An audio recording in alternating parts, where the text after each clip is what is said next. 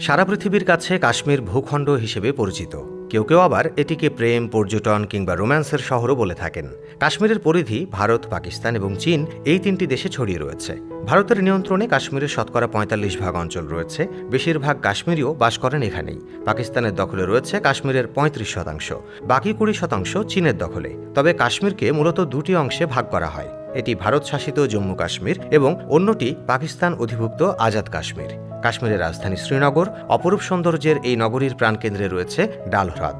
শীতকালে ডাল হ্রদ পুরোপুরি জমে যায়। হ্রদের উপরে দাঁড়িয়ে থাকা হাউসবোটগুলোকে তখন স্বর্গের শৈল্পিক প্রাসাদ বলে মনে হয়। শ্রীনগরে রয়েছে এশিয়ার সবচেয়ে বড় টিউলিপ বাগান, Indira Gandhi Memorial tulip garden.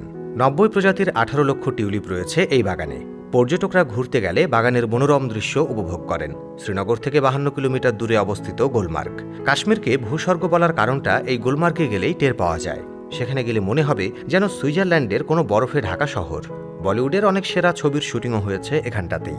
Gulmarg নামের অর্থ ফুলের উপত্যকা। এখানে বরফ গলে গেলে নিচে কেবল ফুল দেখা যায়। এসব ফুলও পর্যটকদের আকর্ষণের একটি কারণ। ঋতু পরিবর্তনের সাথে বদলে যায় গুলমার্গের সৌন্দর্য। প্রকৃতির এমন সৌন্দর্য পৃথিবীর অন্য কোথাও খুঁজে পাওয়া খুব মুশকিল। সম্প্রতি গুলমার্গের তুষার দিয়ে তৈরি তাজমহল পর্যটকদের কাছে প্রধান আকর্ষণের কেন্দ্র হয়ে উঠেছে। এছাড়াও গুলমার্গে আছে পৃথিবীর সবচেয়ে উঁচু গলফ কোর্স, যা সমুদ্রপৃষ্ঠ থেকে ২৪০০ মিটার উঁচুতে অবস্থিত।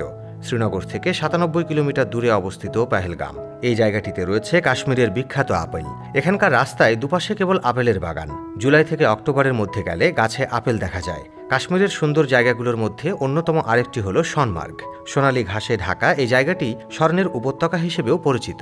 শ্রীনগর থেকে যাওয়ার ক্ষেত্রে পুরো পথটায় দেখা মেলে দামাল সিন্ধুনাথ পাহাড় এবং বিভিন্ন ধরনের গাছ। প্রকৃতির মতো কাশ্মীরের মেয়েদের রূপের খ্যাতিও সারা বিশ্ব জুড়ে। কাশ্মীরের মেয়েদের সৌন্দর্য সত্যিই অসাধারণ এবং অনেকেই তাদের প্রাকৃতিক সৌন্দর্য ও মাধুর্য প্রশংসা করে থাকেন। কাশ্মীরের প্রাকৃতিক দৃশ্যের সাথে মিশে থাকা তাদের রূপ যেন আরও অপূর্ব হয়ে ওঠে। পৃথিবীর আর কোনো দেশের সাথে যেন তাদের মিল নেই। সৌন্দর্যের জন্য তাদের বাড়তি কোনো প্রসাধনী ব্যবহারের প্রয়োজন হয় না। জিনগতভাবে অপরূপ সৌন্দর্যের অধিকারী এখানকার মেয়েরা। এছাড়া তাদের সৌন্দর্যের আরও কারণ হল মনোরম পরিবেশ এবং শীতল আবহাওয়া। কাশ্মীরের শালও পুরো বিশ্বে বিখ্যাত।